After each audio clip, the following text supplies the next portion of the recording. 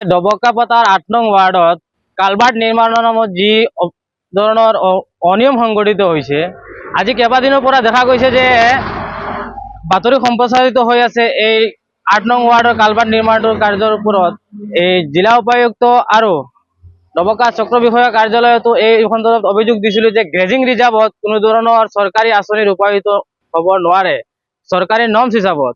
কিন্তু কেনেধৰণে বিন্যা গান্ধী উন্নয়ন খণ্ড উন্নয়ন বিষয়াগৰাকীয়ে যে গ্ৰেজিং ৰিজাৰ্ভ মাটিত এটা আঁচনি ৰূপায়িত কৰিবলৈ লৈছে, কিন্তু অতি দুৰ্ভাগ্যজনক যে বিন্যা গান্ধী উন্নয়ন খণ্ড বিষয়াগৰাকীয়ে এই যোনটো কাম ইনগ্ৰেশ্যন হৈছিলে নিয়াৰেষ্ট এটা কাম জিপি অৰ্থাৎ পঞ্চায়তে কৰিছিলে, পঞ্চায়ত প্ৰেচিডেণ্টে, কিন্তু সেই কামৰ ওচৰতে থকা যোনটো কালভাৰ্ট নিৰ্মাণ হৈ আছে বৰ্তমান এটুকুৰা ইট আৰু বালি পৰা নাই, কিন্তু সেই কামটো নিয়াৰেষ্ট কামটো দেখুৱাই এই পইচাখিনি আত্মসাৎ কৰিবলৈ লৈছে, য'ত কোনো ধৰণৰ কাম হোৱা নাই। কিন্তু অলৰেডি এতিয়া ৩,৬০,০০০ টকা ডেবিট হৈ গ'ল।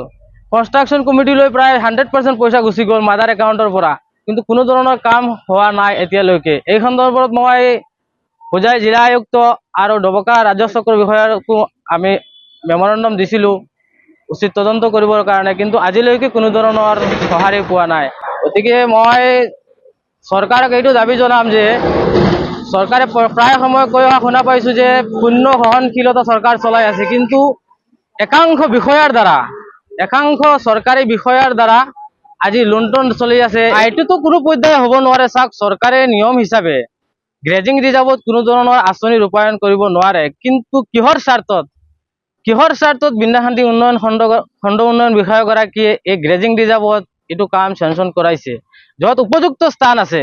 উপযুক্ত স্থান থকাৰ পিছতো ডবকা বিন্যা গান্ধী উন্নয়ন বিষয়াগৰাকী এই দুৰ্নীতি কৰাৰ কাৰণে, দুৰ্নীতি কৰিব পাৰিবলৈ সহজ হ'ব কাৰণে এনেধৰণৰ কামটো ৰূপায়ণ কৰিছে। এইটো উপযুক্ত স্থান থৈ পেলাই গ্ৰেজিং ৰিজাৰ্ভত কেনেধৰণে তেওঁ এই কামটো চেংচন কৰিছে, এইটো এটা ৰহস্যৰ বিষয়।